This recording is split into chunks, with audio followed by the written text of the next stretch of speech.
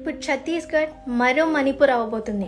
Elections టైంలో నేను already చెప్పాను. మార్చి 1వ తేదీన కొంతమంది హిందూ రాక్షసులు ఇళ్లలో ఉన్న క్రిస్టియన్స్ అందరినీ చంపి క్రైస్తవ అమ్మల్ని, కోడల్ని, ఆడబిడ్డల్ని రోడ్డు మీద బట్టలిప్పి బహిరంగంగా మానభంగం చేస్తామని అవిముక్తేశ్వరానంద్ స్వామి చెప్పాడు. ఈ ప్లాన్ అమలు చేయాలంటే 50,000 మంది సహాయం కావాలని వాట్సాప్ గ్రూపుల్లో, హిందూ సభల్లో బహిరంగంగా పిలుపునిస్తున్నాడు ఒక వ్యక్తి. 1000 लोग निकल के आ जाओ, निकलो, गौ हत्यारों को फांसी मत मांगो, खुद उनकी हत्या करो और अपने लिए फांसी मांगो. बाद में कानून करेगा कार्रवाई, पहले हमें करनी है. हमें उसको सबक सिखाना है, हाथ तोड़ना है, पैर तोड़ना है, जो करना पड़ जाए हमको करना होगा. तब जाकर ये अधर्मियों की आत्मा कांपेगी. इन्हें किसी चीज का भय नहीं है, मौत का भय तो होगा. किंतु एक सेना का विस्तार हो चुका है. 1 मार्च 2025 को रायपुर से विश्रामपुर मात्र 63 किलोमीटर है. हम कम से कम 5000 गौ सेवक सेविकाएं वहां पहुंच रहे हैं, पलायन कर रहे हैं.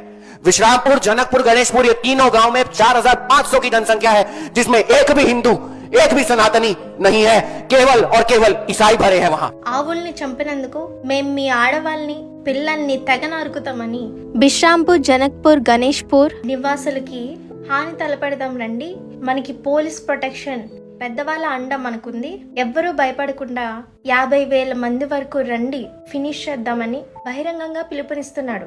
బీఫ్ ఎక్స్పోర్టర్స్ బీజేపీ వాళ్ళే అని, బీజేపీ కార్యకర్తలే అని అప్పట్లో వార్తలు చక్కర్లు కొట్టాయి. నిజానికి బీజేపీ కార్యకర్తలే బయటకు వచ్చి మరి లోపల జరిగే బీఫ్ స్కామ్స్ గురించి మాట్లాడడం కూడా జరిగింది. ఈరోజు ఒక జంతువుని అడ్డుపెట్టుకుని క్రైస్తవుల్ని లేకుండా చేయాలన్న పన్నాగం పన్నారు.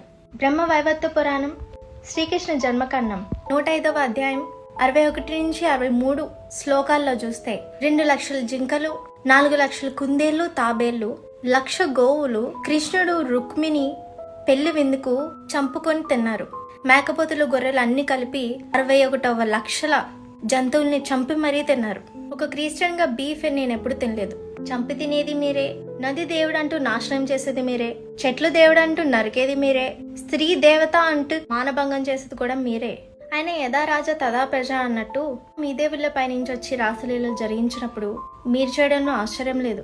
ఆయన దేవుడి కోసం చంపే భక్తికి, దేవుడి కోసం చనిపోయే భక్తికి చాలా తేడా ఉంది. ఆయన చావంటే భయమా?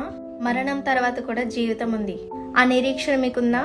చనిపోయేలోపు ఒకటి గుర్తుపెట్టుకోండి, ఏ మతస్థులైనా మీరు ఎలా జీవించారన్న విధానాన్ని బట్టి చనిపోయాక దేవుడి దగ్గర తీర్పు తీర్చిపడుతుంది. ఎక్కడో